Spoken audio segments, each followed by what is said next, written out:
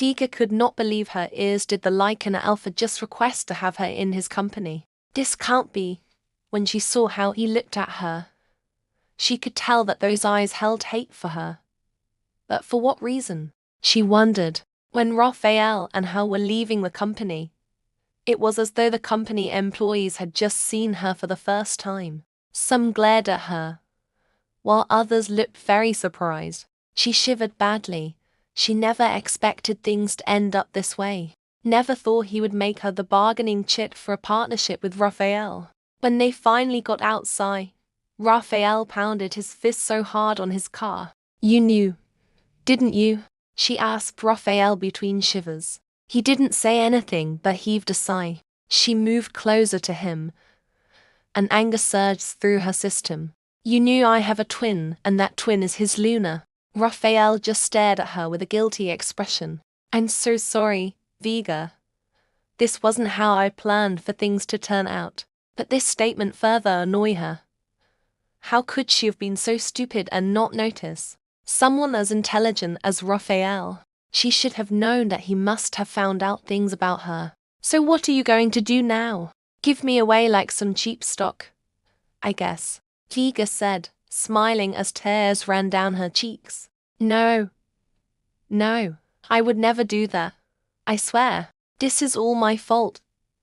If I wasn't so blinded by wanting to make a deal with his company, this wouldn't have happened," he said in a rush, seeing how angry Vega had become. "I trusted you, Raphael. I thought you treated me with sincerity too." Vega held her head as it ached badly. "You should have at least told me this was your plan." More tears poured down her cheeks at the realization that she was just a bargaining chip between two alphas. Raphael surely disliked her, as he claimed, while the other was mated to his sister. Wasn't the moon goddess being too cruel to her? How was she to shoulder all these pains? Her father hated her. Her sister did too, and now the only person she trusted tried to use her for his own selfish gain. Meanwhile, Reynolds was watching them through his window. From what he observed, he could tell that they were having problems. Things couldn't get any better for him now. He immediately called for his secretary to call Stanley into his office. Within seconds, Stanley was there. "Come take a look, Stan." Stanley walked towards the window to see what his alpha wanted him to see. Stanley opened his eyes wide in shock at what he saw. "What is our Luna doing with Rogue Alpha Raphael?" Reynolds smirked at Stanley. "She's not my Luna, but her twin." "What? You mean the one who ran away?" "Exactly. Now I want you to do something for me." "At your service, Your Highness." "Follow them. I want to know where she lives and who she lives with." "Noted. But can I know why we are doing this?" Stanley asked, seemingly confused, and this only made him receive a glare from Reynolds. "Oops. Sorry.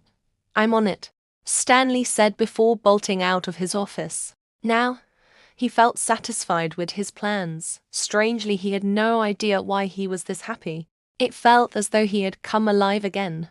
Raphael took Vega home, but they never spoke a word to each other. Raphael knew he had offended Vega so greatly. She wouldn't believe him if he told her what his initial plan was. He found out 2 years ago about Victoria. At first, when he saw her, he thought it was Vega, and he approached her. He called her Vega, but she rather looked at him strangely. "You know my sister?" she asked. This got him perplexed because Vega never told him she had a twin sister. The only thing he knew about her was that she ran away from her pack for reasons she could not tell anyone. He was curious to know the real reason behind her running away from her pack, but because he had been captivated by her the first time he saw her, he never bothered to dig deep into her history for fear that she might run away from his pack if she knew. Meeting her twin at a party he attended was shocking, but it didn't take long for Victoria to tell him everything he needed to know about Vega. Though the part where she told him about Vega being the bad she-wolf of the family kind of took him by surprise. He didn't have to be told twice that her sister and father's hatred for her was the reason she ran away. He felt so sad for Vega, but he never asked her about it. It was also through Victoria that he learned that Reynold happened to be her mate. This was where he started planning for his meeting with Reynold. He had originally thought taking Vega with him would make the Lichen King consider his company, coupled with the partial right he promised to give him. Who would have thought that his plans would only make the Lichen King request Vega?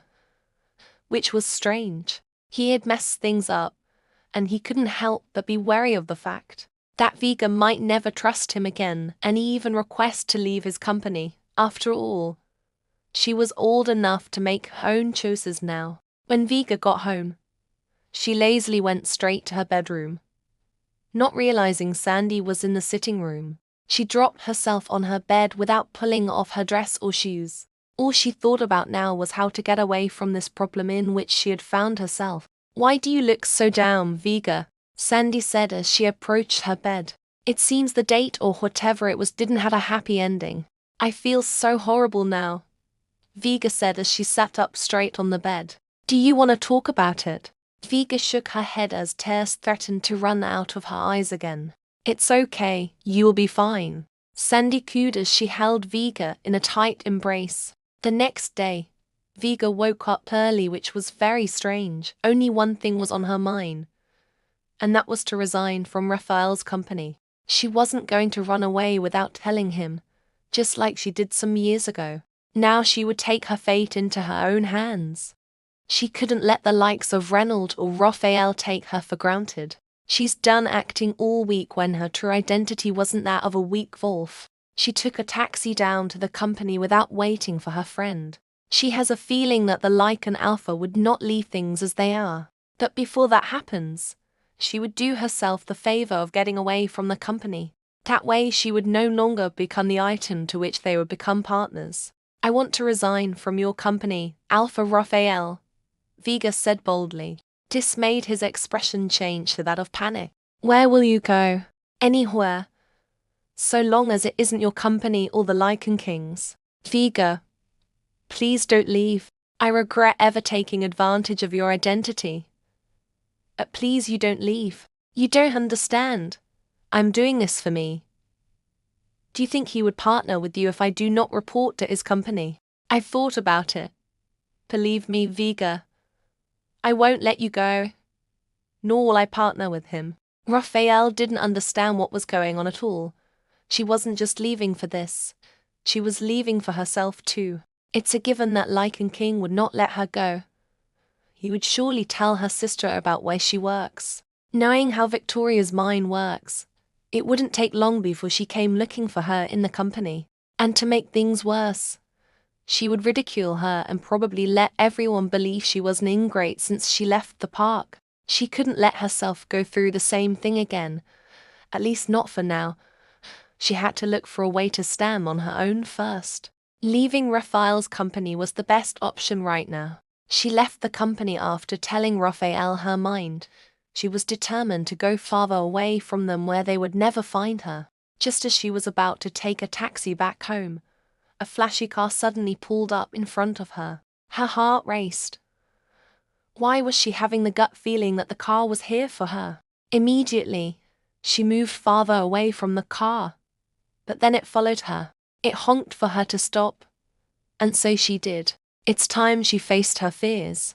Why would she run away when she clearly didn't do anything wrong? Suddenly, she saw a man coming out of the flashy car. Looking at his outfit, it was very well tailored and ironed. This man was huge with muscles, and his face somehow looked familiar for some reason. The only thing she could tell from the way he looked was that he was a lichen, and lichens are from ... Oh no. Did he stalk her? Vega wasn't even given the time to be horrified at this realization. Before the man in front of her introduced himself as Stanley, "The Lichen King requests your presence." Vega took a quick glance at this huge and tall guy in front of her. His height was just too intimidating for her even though she was quite tall. How much more for the Lichen King who was bigger? "Please tell your king I can't see him now," Vega said boldly without batting an eye. She refused to meet the fave of this lichen because he made her look like a child talking to her big brother. "I won't be so quick to refuse if I were you, ma'am. Alpha Reynold must have known she would refuse when he asked him to pass this message to her. The Lycan Alpha wishes to let you know that he hasn't told your sister about you yet. Vega froze. Was he threatening her now? How dare he use her sister to threaten her? I'm waiting, ma'am. Vega glared at Stanley before walking to the car. The beta smirked upon seeing how obedient Vega was at the mention of her sister. Surely, the Alpha knew how to handle these sisters. Vega kept getting very nervous. She was being taken to meet the Lycan King. She wasn't prepared for this at all. Well, since she had decided to face her fears, she could as well tell him to his face that he didn't scare her. Where are we headed?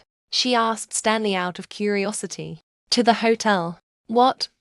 Why hotel? Vega asked in horror. Stanley quickly turned to face her, seemingly confused as to why she screamed that way. Is there anything the matter, ma'am? Yes, there is. And that is the fact that I'm not going into a hotel with him. Stanley couldn't contain his laughter hearing what Vega had just blurted out. This twin is surely a funny one. Don't get things mixed up.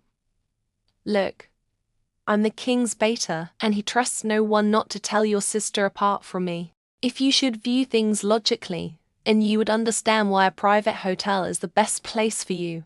After hearing what the beta had said, Vega relaxed her mind, seeing that his explanations made sense. She must have sounded so ridiculous, judging from how hard he laughed at her. Or could he blame her? He knew nothing about why she was horrified.